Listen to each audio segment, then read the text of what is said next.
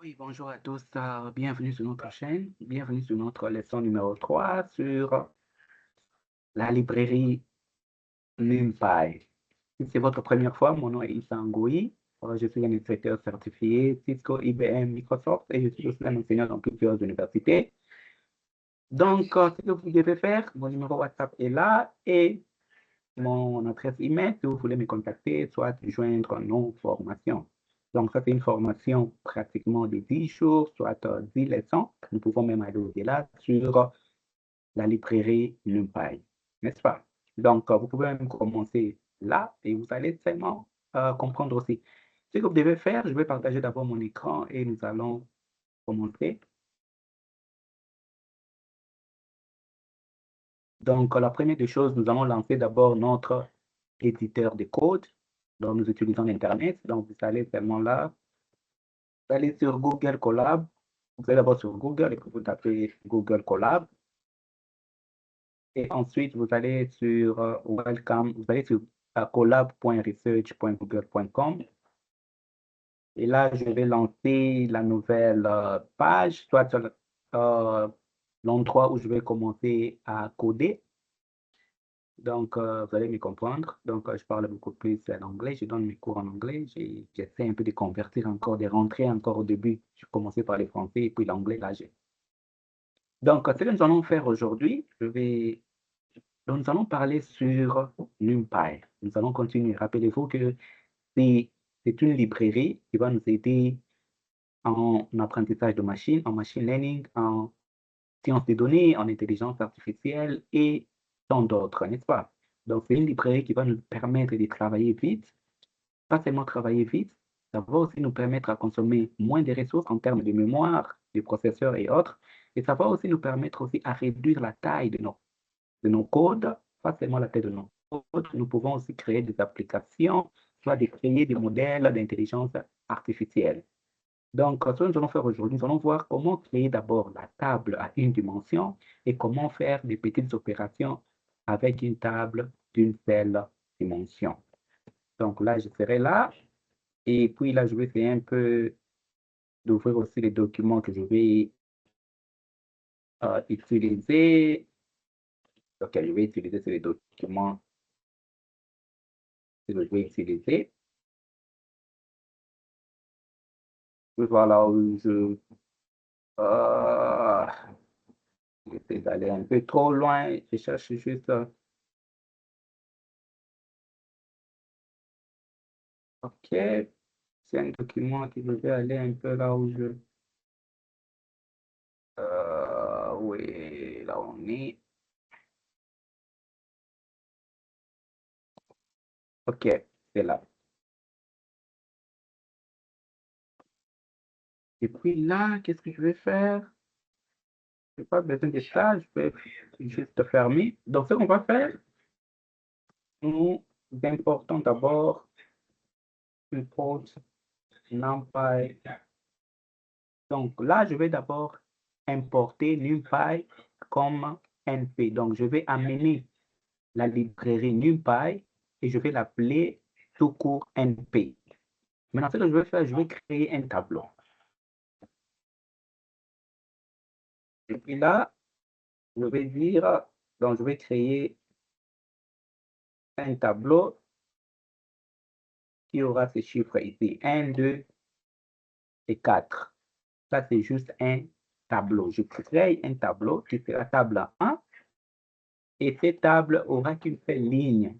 Je peux mettre le commentaire, c'est table à une dimension, à une dimension seulement, n'est-ce pas? Je vais essayer d'agrandir un peu là. OK. Et puis là, je fais ceci, juste pour que. OK.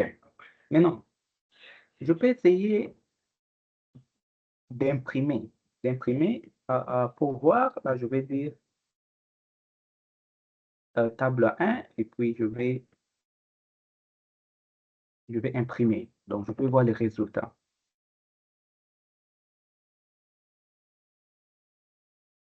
On attend. Donc, nous voulons juste voir le résultat. Ça, c'est l'action numéro 1. Ça prend... OK. Donc là qu'est-ce qu'on a fait? C'est l'impression de la table. Maintenant, deuxièmement, nous allons faire quoi? Nous allons chercher la somme de ces deux nombres.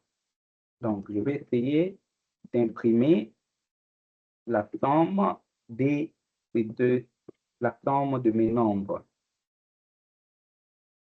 Donc, je vais essayer de faire, donc je vais imprimer la somme de tous mes nombres, de toute la ligne. En commentaire, ça c'est impression de la somme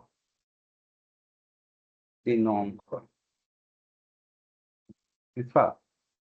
Donc là, je vais imprimer la somme de mes nombres. Et puis, quand je lance encore, on va me dire que la somme, c'est quoi? C'est C. Donc, quand vous voulez faire la sommation, vous mettez d'abord numpy point, donc np point, somme, c'est ça.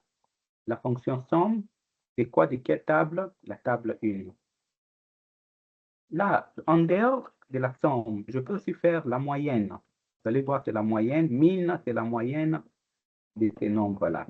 Quand je lance, vous allez voir que 1 plus 2 sur 3 plus 4 c'est 7, n'est-ce pas? 7 divisé par 3, c'est 2 virgule quelque chose. Là, c'est sur la moyenne. Donc, comment trouver la moyenne? Mais je peux aussi trouver ce qu'on appelle l'impression de l'écart type. Donc, je peux dire l'écart type, c'est STD, l'impression de l'écart type. Et si je lance, j'aurai l'écart type. Donc, l'écart type, c'est l'écart entre la moyenne et chaque nombre. Donc, l'écart entre la moyenne est 1, 2 et 4, n'est-ce pas? Et en dehors de l'écart type, je peux encore faire quoi? Je peux trouver aussi la variance de mes nombres, n'est-ce pas? Je peux trouver la variance de mes nombres. Vous allez voir que la variance est 1.555. Donc, en dehors de cela, qu'est-ce que je peux faire encore? En dehors de la variance, je peux trouver les minimums. Le minimum déjà ici, c'est 1. Donc, je peux chercher à imprimer le minimum de mes nombres. Et quand je cherche le minimum, vous allez voir que le minimum de mes nombres, c'est quoi? C'est 1. C'est ça. Et là, je peux encore chercher le maximum. Le maximum de mes nombres. Le maximum de ces trois nombres, nous savons que c'est 4. Et si vous regardez en bas, vous allez voir que c'est 4. Oui. C'est ça. Et en dehors de ça, nous pouvons chercher ce qu'on appelle médiane. N'est-ce pas? Médiane, cela veut dire le nombre qui est, par exemple, au milieu. N'est-ce pas? Donc, on est là. Donc, on va chercher ce qu'on appelle la médiane. Et vous allez voir que médiane, ça va montrer 2, parce que c'est 2 qui est au milieu. Nous pouvons aussi chercher à avoir les percentiles, n'est-ce pas? Et ça va donner quoi? Le percentile, c'est 1.5. Donc, il y a plusieurs éléments ou soit plusieurs fonctions que vous pouvez travailler sur quand vous avez fait array. Par exemple, la somme, mean, standard deviation, variance, minimum, maximum et le percentile, n'est-ce pas? Et là, donc, nous avons parlé du maximum, minimum, nous avons parlé de la multiplication, nous avons parlé de, là, de la taille. Si je veux voir la taille de mon array, n'est-ce pas?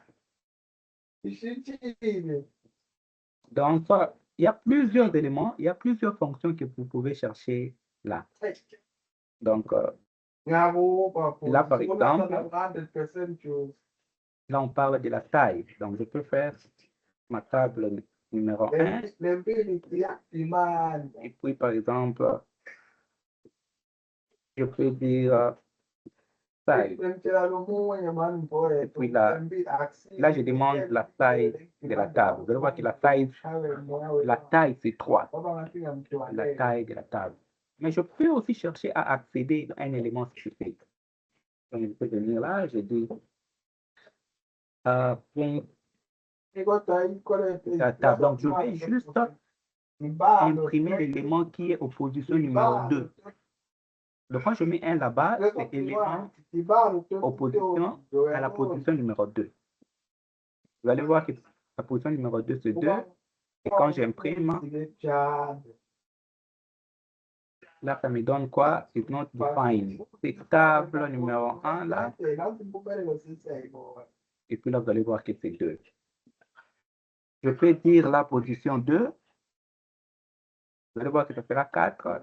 Et quand je lance, c'est 4. Mais je peux aussi dire position 0. Et quand je lance, ça sera 1, qui est le premier. N'est-ce pas? Donc là, ce sont des opérations que vous pouvez faire avec la table de la dimension 1. N'est-ce pas? Donc plusieurs opérations, par exemple la variance, vous avez besoin de l'écart type, la moyenne, maximum, minimum. N'est-ce pas? Merci bien, si c'est votre première fois. Mon numéro WhatsApp est là et mon adresse email si vous voulez joindre nos formations, par exemple à l'intelligence artificielle, en analyse des données, soit data science, en réseau informatique cybersécurité. Vous pouvez me contacter partout où vous êtes dans le monde, vous pouvez joindre la formation. Merci et rendez-vous à la fois prochaine.